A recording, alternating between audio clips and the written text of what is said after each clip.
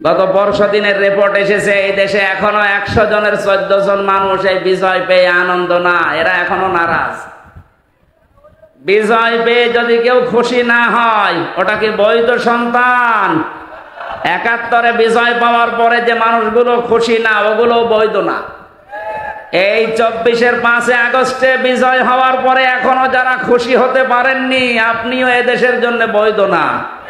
হ্যাঁ, কথা বলেন না কেন? যেখানে আপনার স্থান চলে যান। এদেশের বৈধ মানুষ আমরা যারা আছি, এখানে বাস করার মতো তারাই থাকতে চায়। আর আপনি পরিচয় দিয়ে ঘুরে দাঁড়াতে পারবেন না। আমার মনে হয় মাওলানা মামুনুল হক গত কয়েকদিন আগে ঘোষণা দিয়েছে, এদেশে যারা জালেম ছিল 1628 জন নাম করা, যারা চেয়ারে ছিল, আর এদের যারা দোসর ছিল বিভিন্ন জেলা উপজেলা থানাতে, এদের নামের তালিকা করে মোড়ে মোড়ে টাঙিয়ে দেন, যেন এই জালেমরা মরণের আগে এদেশে আর ঢুকতে না পারে। আসলেই পিটিয়ে মেরে ফেলার দরকার নেই, হাড় মাড় ভেঙে দেবে। কারণ মানুষগুলো বহু মানুষের হাড় ভেঙেছে দুনিয়ায়। কথা বলেন ঠিক কিনা? আবু সেহেলের বাড়ি পায়খানা হয়েছে, কারণ সেখানে বসেও সলা পরামর্শ করতো ইসলামের বিরুদ্ধে, নবীর বিরুদ্ধে। তাহলে আমি এখান থেকে একটা মাসলা বের করতে চাই, আবু সেহেলের বাড়ি যে জায়গাটা কি কম দামি নাকি? কাবার পাশে কত দামি জায়গা বলেন তো? এত দামি জায়গা যদি শুধু জুলুমের বাস করার কারণে জালেমরা বাস করতো আর সলা পরামর্শ করতো ইসলামের বিরুদ্ধে, রসুলের বিরুদ্ধে, এই কারণে পুরা জায়গাটা আল্লাহ ইন্টারন্যাশনাল পায়খানা বানিয়ে দিয়েছে। এদেশেও যারা বিভিন্ন নম্বরে বসে বসে, আমি নাম নিলাম না, এই 34-35 নম্বর বাড়ি আছে না, কত রকমের নম্বরের বাড়ি, এ বাড়িতে যারা বসে বসে সলা পরামর্শ করতেন আলেমদের বিরুদ্ধে, ইসলামের বিরুদ্ধে, আর জালেমদের বসবাসের জায়গা এগুলো, আমার মনে হয় এগুলো জাতীয় পায়খানা বানানো দরকার। সারা দেশের লোক যাবে, মানুষ বুঝবে যে এটা আবু জেহেলেরই একরকম বাড়ি। কারণ জুলুম করলে সবার অন্তর থেকে মায়া মহব্বত তুলে দেন কে? আর যদি কেউ ন্যায়ের উপরে থাকে, তার প্রতি ভালোবাসা মহব্বত তৈরি করে দেয় কে? এটাকে আমি বানালাম না।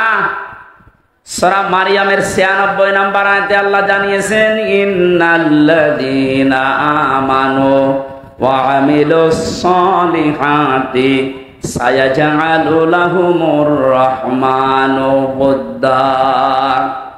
কোন মানুষ যদি ঈমান অনুযায়ী ভালো ভালো কাজের আঞ্জাম দেয়, নেক কাজগুলো করে, তার প্রতি সৃষ্টি জগতের মহব্বত ভালোবাসা তৈরি করে দেয় আল্লাহ নিজে। যেমন আল্লামা সাঈদী, কথা বলছে না কেন? এদেশের দল মত নির্বিশেষে আমি পেয়েছি, শুধু ওই 14 জন যারা এখনো খুশি না, ওরা বাদ দিয়ে 100 জনের 86 জন মানুষ এই দেশে আল্লামা সাঈদীকে ভালো মানুষ মনে করে। আমি আজকে যে বাড়িতে গিয়েছিলাম তরিক ভাইয়ের, প্রাণের পাখি, সেই 90 সালের দিকে ওখানে এসেছিলেন। আদান দিচ্ছে, একজন জবাব দিয়ে দিলে হয়ে যাবে, অসুবিধা নেই, একজন জবাব দিয়ে দিন হয়ে যাবে। আমরা কোরআনের সূরা ফাতিহা থেকে যে আয়াত পড়েছি, তাফসীর আকারে কথা বলার জন্য এগিয়ে যাচ্ছি। লাকাদ সাদাকাল্লাহু রাসূলাহুর রুয়া বিল হক। আল্লাহ পাক বলেন, অবশ্যই আমি আল্লাহ আমার রাসূলকে যে স্বপ্ন দেখিয়েছিলাম, এই স্বপ্নকে বাস্তবে রূপ দেব। এই যে রাসূলের যে স্বপ্ন, এই স্বপ্নকে বাস্তবতায় নিয়ে আসবেন কে? আমার প্রতিটি কথায় শিক্ষা আছে। রাসূলুল্লাহকে আল্লাহ যে স্বপ্ন দেখালেন, এই স্বপ্নকে বাস্তবে রূপ দেওয়ার ঘোষণা দিয়েছেন, বলেন তো কে? নবীজি এই স্বপ্ন বাস্তবায়ন করবেন না আল্লাহ? বলেন বলেন। এখন তো নবীজি নেই। এই যে রাসূলুর রুয়া বিল হক, রাসূলের স্বপ্নকে সত্য পরিণত করার দায়িত্ব সাদাকাল্লাহ আল্লাহ নিজে নিয়েছেন। যেহেতু নবীজি নেই, কিয়ামত পর্যন্ত উনি আসবে না, কিন্তু ওনার নায়েব আসবে। কথা বলে না কেন? ওনার নায়েবে রাসূল যারা, উত্তরাধিকারী যারা, আলেম যারা, কিয়ামত পর্যন্ত এরাও যত স্বপ্ন দেখবে, এদের এই স্বপ্নগুলো দুনিয়ায় বাস্তবায়ন করার দায়িত্ব কার? আপনি আয়াতটার বাস্তবে মিলান। ১৫০০ বছর আগে নবীজি দেখেছিলেন যে আমি হজে যাচ্ছি, নিরাপত্তার সাথে হজ করে আবার ফিরে আসছি। যদিও তিনি বাধা পেয়েছিলেন।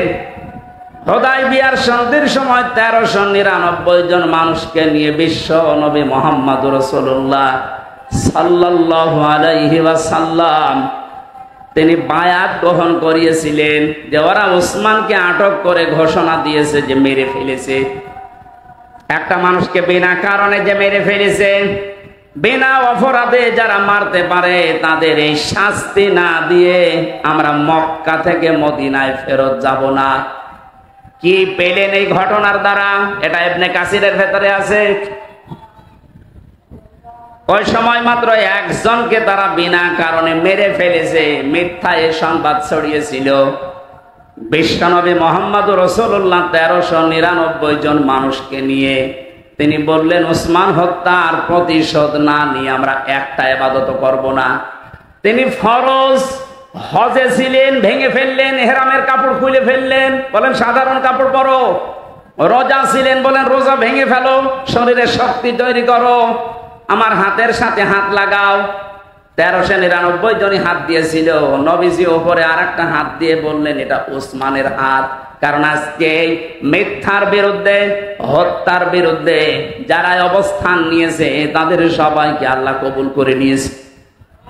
সূরা ফাতিহার ১৮ নম্বর আয়াতটা আল্লাহ নাযিল করলেন ওই সময়, লাকাদ রাদিয়াল্লাহু আনিল মুমিনিনা ইযা ইউবাইউনাকা তাহতাশ শাজারা।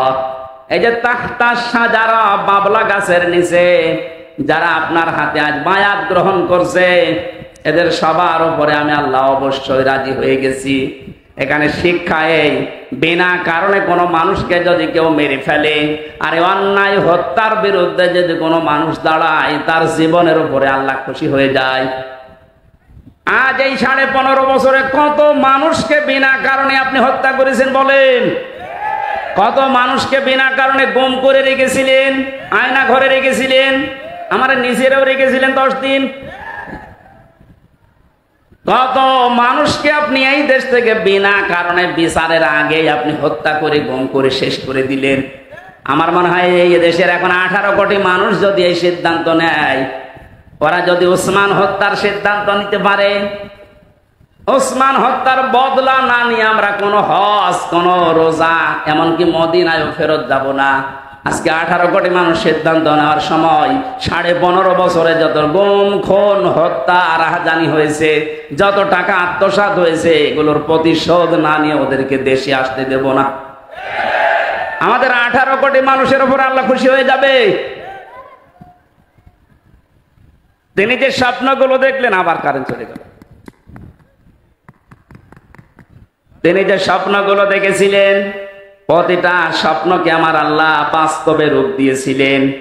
আমার তো আয়াত পড়ার পরে এখন এই ১৫০০ বছর পরে মনে হচ্ছে নবীর স্বপ্ন যেভাবে আল্লাহ দেখিয়েছেন, এখন নবীর নায়েব যারা, নবীর উত্তরাধিকারী যারা, নায়েবে রাসূল যারা, ওয়ারিস যারা, আলেম যারা, তাদের স্বপ্ন আল্লাহ রূপ দিচ্ছেন।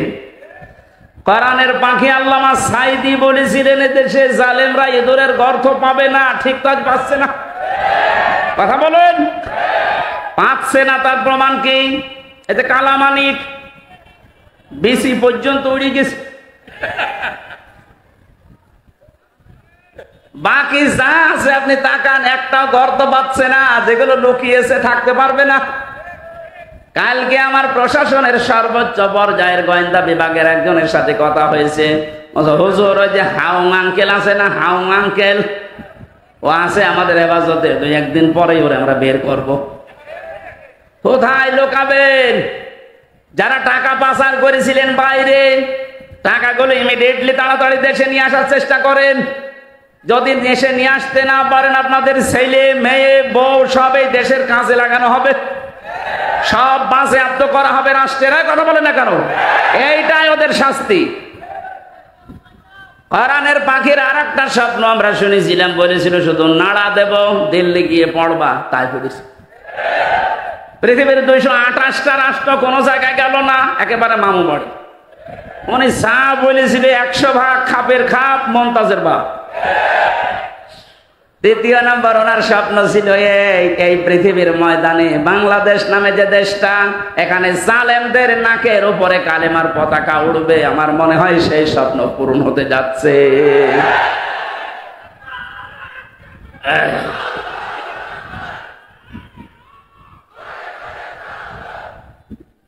একটা হোস্টেলে 100 জন খাবার খায়, সকালে নাস্তা দেওয়ার সময় চিড়া আর মুড়ি দেওয়া হয়। 20 জন বলছে আমাদের এই খাবারই যথেষ্ট, বাকি 80 জন বলে না, এ খাবার হবে না। আমরা কেউ চাই কলা পাউরুটি, কেউ চাই খিচুড়ি, কেউ চাই রোল, এরকম বিভিন্ন নাম দিস। হোস্টেলের ম্যানেজার বলছে এভাবে হবে না, ভোট হোক। ভোট দেওয়ার পরে দেখা গেল যে চিড়া মুড়ি যারা খায় 20 জন, ওরা 20 জন এক দলে। যারা কলা পাউরুটি চায় তারা ভোট দিয়ে 18 জন, যারা রোল চায় তারা 19 জন, যারা খিচুড়ি চায় তারা 17 জন।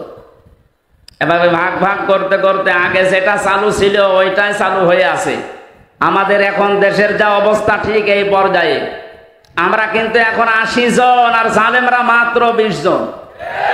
আমরা যদি এখন এই কারটুপি ময়লা হবে, কারটুপি লম্বা হবে, কে হাত বাঁধবে, কে কি করবে, এই সব নিয়ে ব্যস্ত থাকি, 80 জন হওয়ার পরও কিন্তু ওরা আবার আগেরটাই কায়েম করে ফেলবে। এই জন্য আমাদের উচিত সব ভুলে যে এদেশকে যারা ভালোবাসি, মানবতাকে যারা ভালোবাসি, ইমান যাদের ভেতরে আছে, ইমান নেই, সব এক জায়গায় হয়ে 80 জন আমরা চাই, যা তাই হবে দেশ ইনশাআল্লাহ। আমার কথার অর্থ বোঝেন? এই সম্ভাবনা, এই স্বপ্ন যেন আমরা ভেঙে নষ্ট করে না দেই। এ দেশকে অন্তত যারা ভালোবাসে তারা এদেশে আবার আসবে। কথা বলেন না কেন?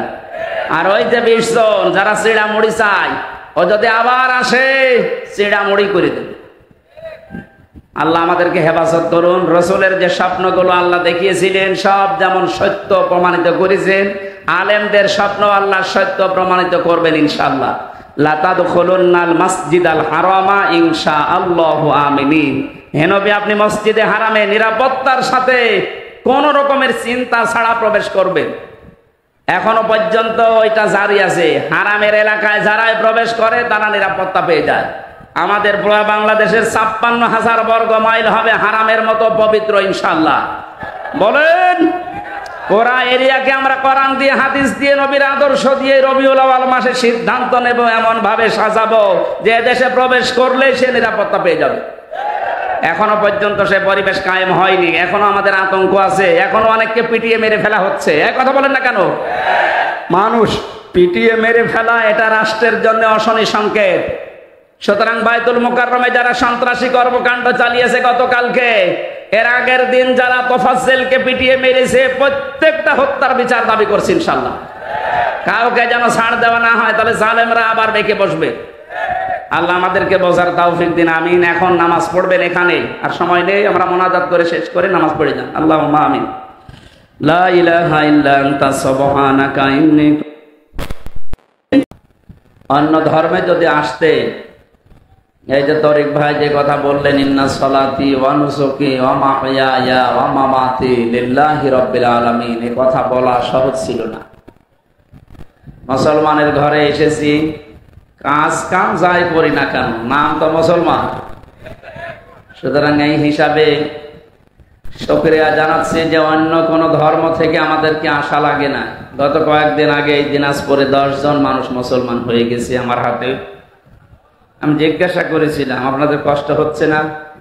কষ্ট তো হচ্ছে, কিন্তু সত্যকে সত্য জানার পরে যদি কেউ অ্যাবাউট টার্ন করে চলে যায়, তার পরিণতি কি হবে আমরা শুনলাম দুনিয়া এবং মরণের পরে। ওনারা যেহেতু পুনরুত্থানে বিশ্বাস করে, ওনারা আরেকবার দুনিয়ায় আসবে, এই বিশ্বাস তাদের আছে। আমাদেরও বিশ্বাস ওই রকমই, আমরা আরেকবার আসবো না, কিন্তু আমরা আরেকবার জীবিত হব। আমরা আল্লাহর সামনে দাঁড়াতে হবে আরেকবার জীবিত হয়ে, নাকি? ওনাদেরও বিশ্বাস আমাদেরটা প্রায় কাছাকাছি। ওনারা আসতে চান আর আমাদের আর আসার সুযোগ নেই। ওনাদেরও কষ্ট হয়েছে, নিজেদের বাপদাদার ধর্ম এতদিনের লালিত সব ছেড়ে দিয়ে ইসলামে আসতে। আমার মনে হয় এখানে আমরা যারা আছি আল্লাহর বিধান কম বেশি যাই মানি না কেন, কেউ যদি বলে আপনি হিন্দু হয়ে যান আপনাকে এই জেলা লিখে দেওয়া হবে, আপনি হবে না। সেই রকম যা ইমান আছে ইমানের দ্বারাও সম্ভব না। যদিও 10 টাকা পড়ে পেলে মানুষ ফেরত দিতে চায় না, তারপরেও এতটুকু আমাদের ভরসা আছে, যেহেতু ভরসা সাহেব পাশে আছে, ওনার উপরে ভরসা করা যায় ইনশাআল্লাহ। আল্লাহর ঘর তাওয়াফ করে এসেছেন, নামাজ পড়েন, রোজা রাখেন, ঘোষণা দিলেন যে সমস্ত বিশ্বাসগুলোর দ্বারা মুসলমান থাকা যায়, আল্লাহ যেন ওই বিশ্বাসগুলো দিয়ে তাকে পূর্ণতায় পৌঁছিয়ে দেন। জাতির সাথে অনেকে মুনাফিকি করেছে আমরা দেখতে পাচ্ছি। এই যে দরবেশ বাবা, তার দাড়ি তো ভরসা সাহেবের চাইতেও বড় ছিল, তার সব সাদা, মাথা থেকে শুরু করে পা পর্যন্ত যা শরীরে ডেসাপ সব কি ভেতরের অবস্থা আমি জানি না, আমার মনে হয় ওইটাও সাদা, সব সাদা। সাদা মনে কাদা নেই, কিন্তু ওর মনে যে এত কাদা এখন টের পাচ্ছে জনগণ। কত বড় ধোকা, দাড়ি কেটে নম হয়ে গেছে। তরিক ভাই আসার সময় বলছিল যে পোড়া ধোকাবাজি, পোড়া প্রতারণা। এ দাড়ি রেখেছিল মেকি দাড়ি, মানুষকে ধোকা দিয়ে বোকা বানিয়ে কোটি কোটি টাকা আত্মসাৎ করেছে। চিন্তা করেন, 36,000 কোটি টাকা। পদ্মা সেতু বানিয়েও 4,000 কোটি টাকা থেকে যাবে। এই লোকটা দরবেশ হয় কি করে আমি তো বুঝি না। এ ধরবেশ, দরবেশের বেশ ধরেছিল। কথা বলেন ঠিক কিনা? আমরা দরবেশ ধরিনি, আমরা খাঁটি মুসলমান। এবার আওয়াজ তো সেরকম বড় হচ্ছে। আপনারা রংপুর বিভাগের মানুষের যে নাম দিয়েছে সারা দেশে, এই নাম কি করতে দিয়েছে আমি জানি না, কিন্তু আপনারা সহজ সরল। আমার গাড়িতে আসার সময় আমরা হরেন দেই, আর তাকিয়ে দেখে যে কে হরেন দিচ্ছে, একটু সাইড দেবেন না, এত একেবারেই সহজ সরল। তারপরও আপনারা রংপুর বিভাগের মানুষ, আমরা জানি অন্যান্য বিভাগের চাইতে একটা গরিব মানুষ বেশি। আপনাদের জন্য এটা খুশির সংবাদ, কারণ গরিব মানুষ ধনীদের চাইতে 500 বছর আগে জান্নাতে যাবে। তাহলে হাদিস দ্বারা বোঝা যায় বাংলাদেশের অন্যান্য বিভাগের চাইতে রংপুর বিভাগের মানুষেরা জান্নাতে যাবে 500 বছর আগে। অনেক বড় সুসংবাদ না? রাষ্ট্রপতি পেয়েছিলেন আপনারা চাচাকে, তারপরেও সেরকম কিছু করতে পারেন না। যাক, যেভাবে আছে ওইভাবে থাকাই ভালো। যেন আমরা চট্টগ্রাম, সিলেট, ঢাকা এদের চাইতে 500 বছর আগে যদি আল্লাহর জান্নাতে যেতে পারি, ওরা হাজার হাজার বছর হায়াত পেয়ে যা পারবে না, আমরা জান্নাতে প্রবেশ করে তার চাইতে অনেক বেশি পেয়ে যাবো ইনশাআল্লাহ। আল্লাহ যেন সেই সুযোগ আমাদেরকে করে দেন। দল, মত, জাতি, বর্ণ, ধর্ম নির্বিশেষে আমরা এসেছি। এটা কোনো দলীয় অনুষ্ঠান না, এটা কোরআনের অনুষ্ঠান। হাদা বায়ানুল লিন্নাস হুদাল লিন্নাস। আল্লাহ বলেন কোরআন শরীফ সবার জন্য। আজ হিন্দু কোনো মানুষ যদি বলে আমি কোরআন পড়তে চাই, আমি সেদিন যশোরে একজন মুসলমান হয়েছিল, কলেজের এক অধ্যাপক, জিজ্ঞাসা করলাম স্যার আপনি? হ্যাঁ, আমি শুধু আপনার বক্তব্য শুনে মুসলমান হচ্ছে তা না, আমি কোরআন পড়েছি আজ 3-4 বছর। কোরআন শরীফ আপনি ধরলেন, ধর্ম না মানে? আমাদের দেশের ভেতরে, বিশেষ করে বাংলাদেশ আর ভারতে, কিছু মুসলমান আমরা মনে করি কোরআন শরীফ কারোর জন্য ধরা ঠিক না, এটা শুধু আমাদের জন্য না। এই যে ওযু ছাড়া কোরআন শরীফ ধরা যাবে না, এটা মত পার্থক্যপূর্ণ মাসলা। এটা কোরআনে কারিমে আল্লাহ জানিয়েছেন ইন্নাহু লাকুরআনুন কারীম ফি কিতাবিম মাকনুন লা ইয়ামাসসুহু ইল্লাল মুতাহহারুন। সূরা ওয়াকিয়ার ভেতরে আছে 77, 78, 79 নাম্বার আয়াত। আল্লাহ পাক বলেন অবশ্যই এটা সম্মানিত কোরআন, সুরক্ষিত করা আছে সংরক্ষিত জায়গায়, পবিত্র ফেরেশতারা ছাড়া কেউ এটা স্পর্শ করে না। এবার আসেন তো বাস্তবে আয়াতটা মিলিয়ে দেখি যে কত ক্ষতি হয়ে যাচ্ছে আমাদের এই মাসলা ঘোষণা দেওয়ার কারণে। যারা বলেন যে ওযু ছাড়া কোরআন শরীফ ধরা যাবে না, অন্যান্য জাতির লোকেরা এর কাছে আসতে পারবে না, হেদায়েতের মশাল দিয়ে আল্লাহ পাঠিয়েছেন, তার নাম কোরআন শরীফ। তার নাম কি? কোরআন বাদ দিয়ে হেদায়েত দিতে পারে কেউ আছে দুনিয়ায়? নেই। এমনকি কোরআন যেখানে নেই ওখানে যদি কেউ ভালো হওয়ার নিয়তেও যায়, আল্লাহ নিজে দায়িত্ব নিয়ে তাকে আরো খারাপ বানিয়ে দেয়। কথা বুঝতেছেন না? বোঝেননি? মানিত্তাবাআল হুদা বিগাইরিল কোরআন আদাল্লাহুল্লাহ, তিরমিজি শরীফ। এই কথা বলেন কেন? কষ্ট হচ্ছে, আমরা দেখতে পাচ্ছি ওইভাবে থাকে।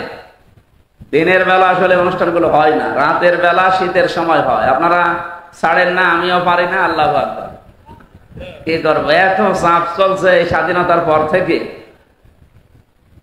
আলহামদুলিল্লাহ, আল্লাহ যে স্বাধীনতা আমাদেরকে দিয়েছেন কোটি কোটি বার শুকরিয়া জানাচ্ছি।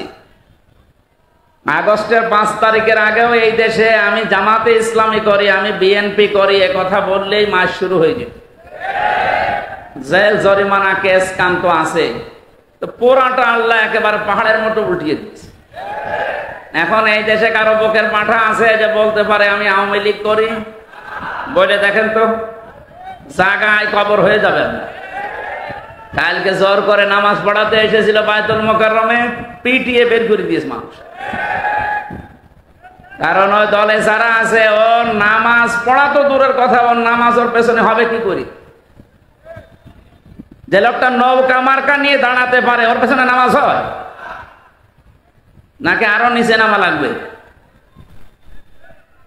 আমার মনে হয় বাংলাদেশে নৌকা মার্কায় না দাঁড়িয়ে কেউ যদি কুকুর মার্কায় দাঁড়ায়, তাও সে পাশ করার সম্ভাবনা সামনে আছে। কিন্তু এটাকে আল্লাহ একেবারে ঘৃণিত করে দিয়েছে। ইয়াজিদকে যেমন ঘৃণিত করে দিয়েছে, ইয়াজিদ নামটা কিন্তু ভালো, তো এত ঘৃণিত করে দিয়েছে জুলুম করার কারণে। একটা হিন্দুকেও যদি বলেন, ও কিন্তু ইসলাম কিছু জানে না, তারপরও যদি বলেন তোর ছেলে হয়েছে 5,000 টাকা দেবো, ইয়াজিদ রাখ, একটা নাম হইল, ও গালি। ইয়াজিদ নামটা হিন্দুর কাছেও গালি। আমি তো বিশ্বের বহু দেশে গেছি, ইহুদি, খ্রিস্টান, বৌদ্ধ, হিন্দু, মুসলমান সবার সাথে আমার মেশাজ। ইয়াজিদের নাম আমি আজ পর্যন্ত কারো শুনিও নি, কোনো জায়গায় পাইও। অথচ নামটা কত সুন্দর দেখিয়েছেন, ইয়াজিদ। আজ যারা সুন্দর নামের বড়াই করে, আপনাদের এই বিভাগের এই জেলার বৌমা, এই নামটাও গালি হয়ে যাবে।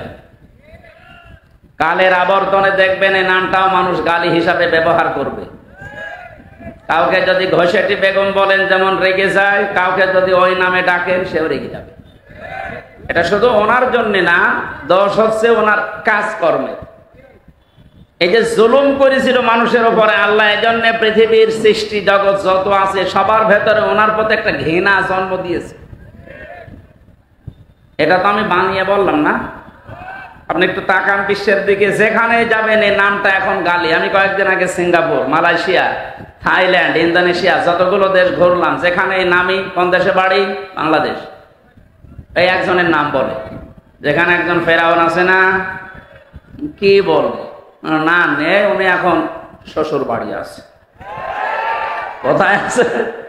যদিও শ্বশুর বাড়ি আপনাদের এখানে, চলে গেছে, আল্লাহ মিলিয়ে দিয়েছে আরেক জায়গায়। অনেকে এখন আশা করছে নাকি, ভরসা পাচ্ছে, এই ভরসার কারণে যে চট করে ঢুকে পড়বে। আসে, আপনি চট করে ঢুকে পড়বেন, তাহলে রংপুরের আবু সাইদের মা বাবার কি হবে? আমি এই যে আসলাম ওখান থেকে কয়েকদিন আগে, কবর জিয়ারতে গিয়েছিলাম, ওর মা আর বাবার যে রাগ দেখলাম আপনার উপরে। আপনি এসে দেখেন তো,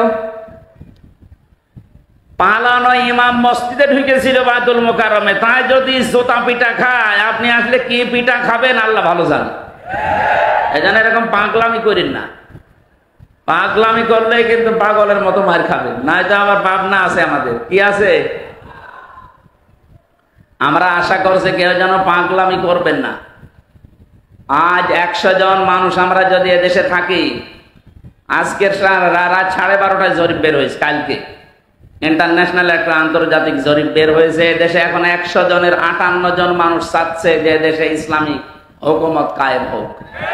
মানুষের ভেতরে একটা পরিবর্তন এসে গেছে, দল মত নির্বিশেষে এটা আমরা সবাই চাচ্ছি। হ্যাঁ, অনেকে মনে করেন যদি ইসলাম এসে যায় তাহলে আমি যে ডাইল খাই, কি হবে ডাইল খাওয়ার?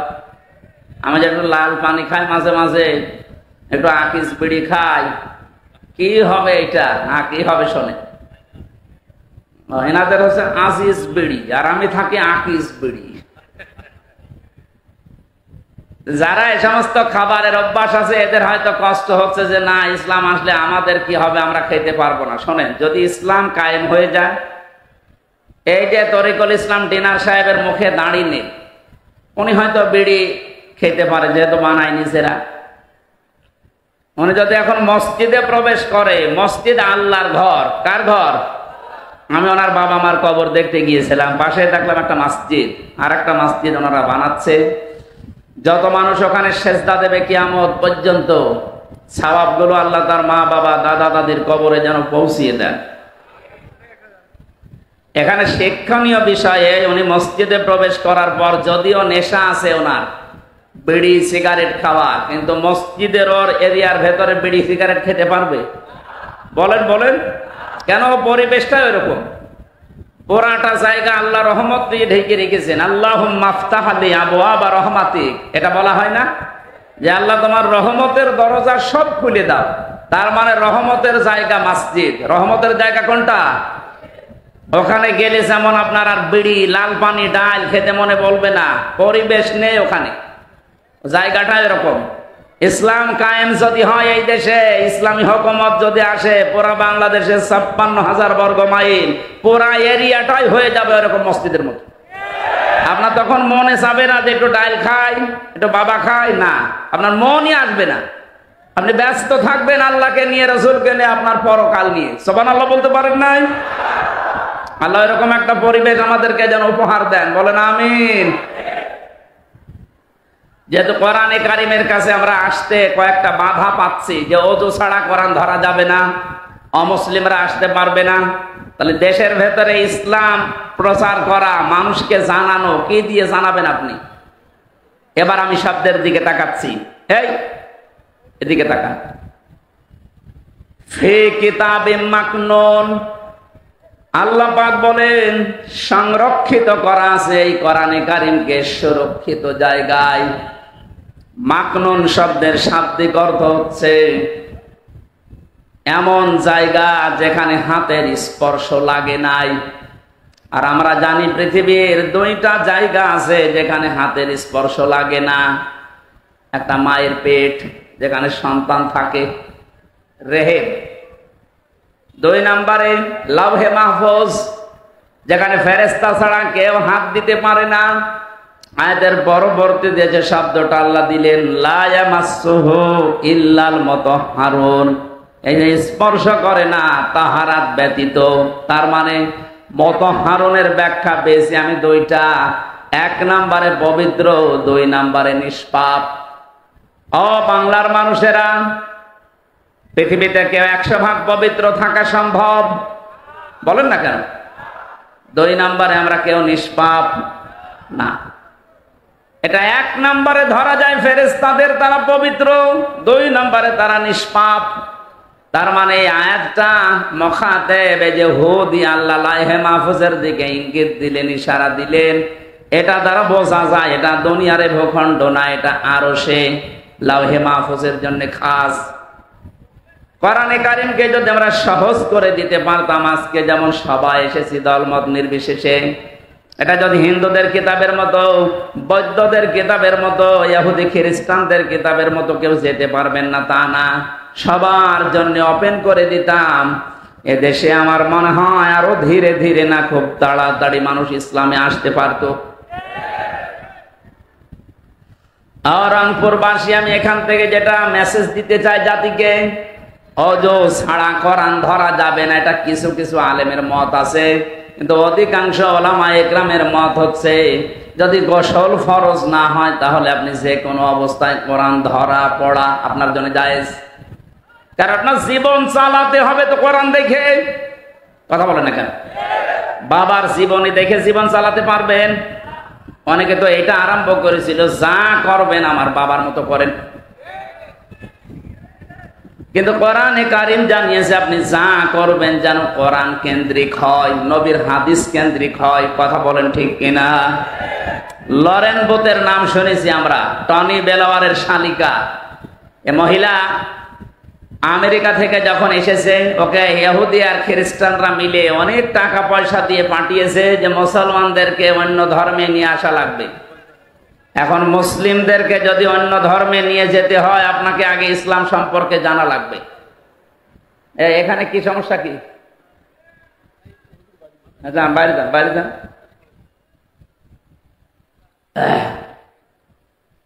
লরেন বুথ এই মহিলা ইরানের তেহরান বিমানবন্দরে নামার পর এক মুসলমানকে ডাক দিয়ে বলছে, ভাই আমি মুসলমান হব না, আমি একজন খ্রিস্টান, কিন্তু আমি ইসলাম জানতে চাই। কোন বই পড়লে অথেন্টিক ভাবে ইসলাম জানা যাবে আপনি সেইটা আমার দিন। আপনাকে যদি কোনো হিন্দু এসে বলে আমি ইসলাম জানতে চাই কিন্তু আমি গ্রহণ করব না, আমি কি পড়লে সঠিক ইসলাম জানতে পারবো, কি দেবেন বলেন তো?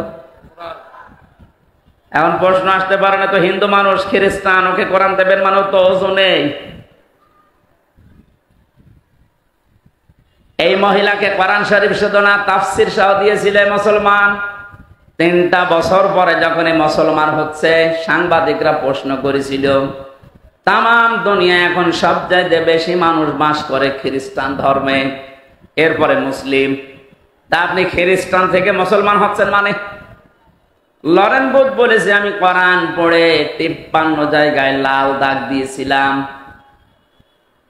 এতদিন শুনতাম যে কোরআনে কোনো ভুল নেই, সন্দেহ নেই, অবকাশ নেই, আজকে আমি 53 জায়গায় পেয়েছি। আশ্চর্যের বিষয়, যেখানে আমি লাল দাগ দিয়েছি দেখি পরের আয়াতে পরের পাড়ায় আল্লাহ ওই জবাব আগেই দিয়ে দিয়েছে। শেষ পর্যন্ত সূরা নিসার 34 নম্বর আয়াতটা পড়ার পরে আমার বিবেক খুলে গেছে, আমি আর থাকতে পারলাম না, চলে আসলাম মুসলিম ধর্মে। আপনি বলেন তো, এই মহিলা যে পড়েছিল 3টা বছর আমাদের মতো আনাকুম জানাকুম পড়ে নাই, পড়ার মতো পড়েছে। পড়া কোরআন শরীফ তো শেষ করেছে তাফসীর সহ না, জেনারেটর নেই, তাড়াতাড়ি করা লাগবে ভাই, তাড়াতাড়ি করেন, তাড়াতাড়ি করেন, ফ্যানও তো বন্ধ হয়ে যাবে নাকি? তাহলে গরমও আসলে প্রচন্ড।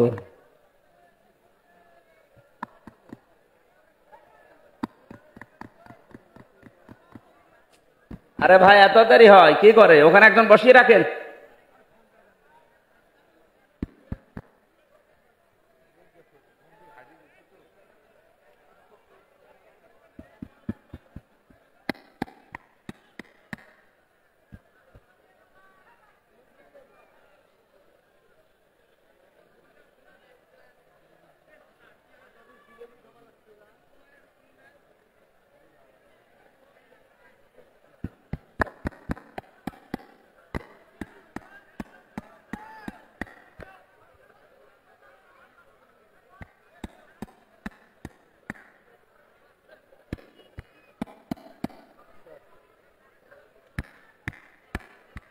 কি হলো, এত দেরি করে কেন? সুবহানাল্লাহ আলহামদুলিল্লাহ লা ইলাহা ইল্লাল্লাহ, সুবহানাল্লাহ আলহামদুলিল্লাহ লা ইলাহা ইল্লাল্লাহ, লা ইলাহা ইল্লাল্লাহ মুহাম্মাদুর রাসূলুল্লাহ। আমার ভাইরা, এই জন্য আমরা কোরআনে কারিমের কাছে আসার চেষ্টা করি। পৃথিবীর একটাই মাত্র কিতাব যেখানে আসলে দুনিয়া আখিরাতে আপনার সম্মান বাড়বে। ইন্নাহু লাকুরআনুন কারীম, নিশ্চয় এটা সম্মানিত কোরআন। এই কোরআন শরীফ যদি টেবিলের উপরেও থাকে, টেবিলের উপরে কোরআন রাখার আগে কেউ যদি টেবিলের উপরে লাথি দেয় কেউ বেয়াদব বলে না। কোরআন থাকাকালীন কোন মানুষ যদি টেবিলে পাও লাগায়, সে যেই হোক তার বেয়াদব বলবে। এটা থাকলে যদি সম্মান বেড়ে যায়, আমাদের ব্যক্তি, পরিবার, সমাজ এবং এই রাষ্ট্রে যদি আজকে কোরআনে কারিমটা চলে আসে, আমার মনে হয় তামাম দুনিয়ার 228টা রাষ্ট্রের ভেতরে এদেশের মর্যাদা আল্লাহ বাড়িয়ে দেবে। 228টা না, 5টা রাষ্ট্র বাড়তেছে, 7টা। কয়টা? কথা বলছে না কেন? 7 সিস্টার নাম শোনেননি? ওরা আমাদেরকে পাকিস্তান থেকে এক টুকরা করেছিল, এক ভাগ করে দিয়েছে পাকিস্তান থেকে, এই জন্য নাকি পরম বন্ধু। তা আমরা এখন 7 টুকরা করে দিচ্ছি, তাহলে আমরা বড় বন্ধু? কথা বলেন না কেন? আমরা বড় বন্ধু না আপনাদের? আপনারা এক টুকরা করে যদি এত বড় বন্ধুত্বের দাবি করেন, সারা জীবন সব দিয়ে যাচ্ছি বন্ধু, তা আমরা তো 7 টুকরা করে দিচ্ছি। পৃথিবীর মানচিত্রে এখন রাষ্ট্রের সংখ্যা হবে 228টা না, 235টা। সুতরাং এত বড় উপকার করছে আপনাদের, সারা জীবনের জন্য আমরা আপনাদের বন্ধু। আজকে ডক্টর ইউনূস ঘোষণা দিয়েছে, এই দেশের কোন বিষয়ে সিদ্ধান্ত নেওয়ার জন্য ভারতের আর দরকার নেই, এ দেশের সিদ্ধান্ত আমরা নিজেরা এখন থেকে নিতে সক্ষম। এ কথা এই 15.5 বছরে কেউ বলতে পেরেছিল? খালি জি হুজুরে ছিল। কথা বলছে না কেন? সুতরাং যে লোকটা এরকম কথা বলতে পারে, অবশ্যই তার পেছনে কোনো দেওয়াল আছে। আপনি উল্টা পাল্টা ধারণা করেন না যে না 80 বছর বয়সে আর কি করবে মানে আপনি টের পাচ্ছেন? 7 সিস্টার স্থায়ী থাকবে না, নরমাল থাকবে না, এক ঘোষণা দিয়েই ও ছাতা ভেঙে গেছে, শুরু হয়ে গেছে অলরেডি। এই জন্য আমাদের উচিত কোরআনের কাছে আসা। সম্মান যদি দুনিয়া আখেরাতে আমরা বাড়াতে চাই, এটা ছাড়া বিকল্প কিচ্ছু নেই। 53 বছর আমরা বহু কিছু দেখেছি মানুষের তৈরি করা নিয়ম নীতি দিয়ে, কাঙ্ক্ষিত আমাদের শান্তি পাইনি। এখন শুধু বাকি আছে আল্লাহর কোরআন দিয়ে দেশ চললে কেমন দেখা যায়। কথা বলেন। 100 জনের 58 জন যখন চাচ্ছে, বাকিটাও আর বাকি থাকবে না, ইনশাআল্লাহ সব কোরআনের দিকে ধাবিত হবে। আল্লাহ এটা আমাদের চর্ম চোখে দেখে মরার তৌফিক দিন, বলেন আমিন। রবিউল আউয়াল মাস, এটা নবীজির জন্মের মাস। যদিও কিছু বেদাত এই দেশে চালু করা আছে রবিউল আউয়াল নিয়ে, এগুলো নিরসন করা দরকার। বিশ্ব নবীর জন্ম নিয়ে আনন্দ করার কথা কোরআন হাদিসে নেই, কিন্তু তার আদর্শ পেয়ে খুশি হবেন, আনন্দ করবেন, এটা আছে। কথা বুঝতেছেন? আমরা অনেকে ইসলাম না বুঝে যদিও এই দেশে রবিউল আউয়াল পালন করার জন্য নবীর জন্মের একদিন ছুটি দেয়, সম্মান দেয়। না, এটা না করে নবীর আদর্শটা আপনি পরিবার, রাষ্ট্রে, সমাজে কায়েম করেন, তাহলে তার আত্মার শান্তি যা পাচ্ছে আরো শান্তি বেড়ে যাবে। তিনি আমাদের জন্য সারা জীবন কন্দন করেছেন। কথা বলেন ঠিক কিনা? আর যেন কন্দন করতে না হয়।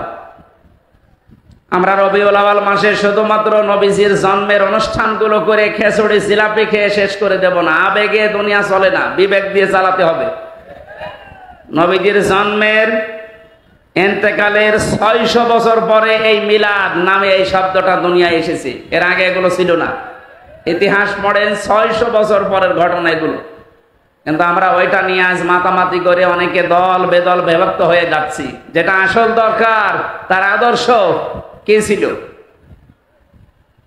তিনি মায়ের কোলে যেদিন বসেছিলেন, হযরতে হালিমাতুস সাদিয়া, সিরাত ইবনে হিশামে পাবেন। হালিমাতুস সাদিয়া বলেন, তাকে আমি কোলে তুলে নিয়ে আমার ডান স্তন তাকে দিয়েছি, তিনি পান করলেন। বাম স্তনটা যখন লাগিয়েছি, তিনি মুখ বের করে নিলেন। 1 বার 2 বার 3 বার তিনি মুখ বের করে নিলেন। আমাকে যেন চোখের ইশারা দিয়ে বোঝাতে চায়, মা হালিমা, জোর করেন কেন? ডান স্তন আমার অধিকার ছিল, আমি পান করেছি। বাম স্তন এটা আমার অধিকার না, এটা আমার দুধ ভাই। আপনার আর একটা সন্তান আছে, আমি জানি তার অধিকার এটা। ও বাংলার মুসলমানেরা, আজ নবীর জন্ম নিয়ে তোমরা আনন্দ করো। নবীর তো আসল সিরাত, সুরাত, তার আদর্শ এইটা জন্মের শুরু থেকে। তিনি মায়ের কোলে বসে মানুষকে জানালেন, পৃথিবীর মানুষেরা, আমি দুনিয়ায় ভাইয়ের হক নষ্ট করার জন্য আসি না, এসেছি ভাইয়ের হক ফিরিয়ে দেওয়ার জন্যে। আপনি যদি আনন্দ করতেন চাইতে এরকম আদর্শ মেনে আনন্দ করেন। অথচ তার উম্মত আমরা যারা আজ দাবি করি, যত বড় হই তত ভাইয়ের হক মারার জম হই। কথা বলেন না কেন? ভাই মানে শুধুমাত্র রহিমউদ্দিন আর করিমউদ্দিন আপন ভাই, এটা না। তামাম পৃথিবীর সব মুসলমান আপনার জন্য ভাই। আল মুসলিম ও আখুল মুসলিম, মুসলমান মুসলমানের কি ভাইয়ের প্রতি মানুষের অধিকার থাকে, হক থাকে 6টা।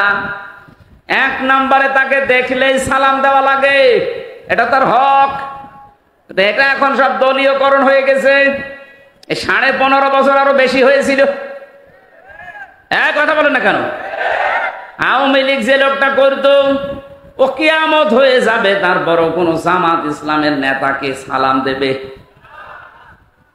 কোথায় পৌঁছিয়েছিলেন আপনি? দুর্নীতির কথা তো বলা যায় না, এমন কোন জায়গা বাংলাদেশে দুর্নীতি ছিল না। জাতীয় মসজিদের ইমাম পর্যন্ত দুর্নীতির কারণে পালিয়ে গেছে, কারণ নিজেই জানতো যে আমি অবৈধ। এখানে ওঠার মতো যোগ্যতা সম্পন্ন আলেম দেশে বহু আছে, তাদেরকে বাদ দিয়ে কওমি জননী ঘোষণা দিয়ে উনি ওই জায়গায় গিয়েছিল। এই জন্যই তো জনগণ এখন আর মেনে নিতে পারছে না। কথা বলেন ঠিক কিনা? নিরপেক্ষ ভাবে, সঠিক ভাবে, সত্য যেভাবে আসে ওভাবে যদি আসতো, একটা ইমামকে কেউ জুতা পিটা দিয়ে বের করে দেয়। আপনি আলেমদের নামে কলঙ্ক। আপনার বাবা ভালো ছিল, শামসুল হক ফরিদপুরি রহমতুল্লাহ আলাইহি, আল্লাহ তাকে জান্নাতুল ফেরদাউস দান করেন। তার পেট থেকে কালপিট কি এসেছে?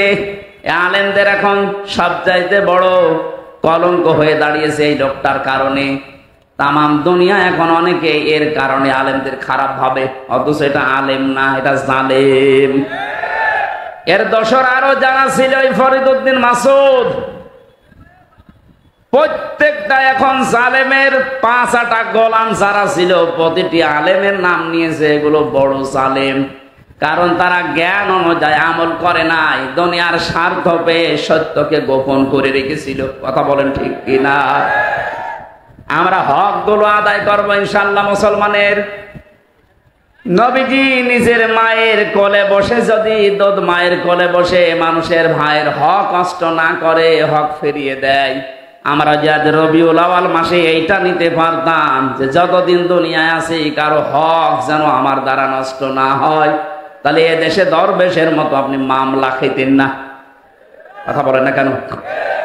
যে কয়জনই দায়িত্বে ছিল তাকান, আপনাদের এখানে যিনি ছিল তিনি এখনো লাল ঘরে।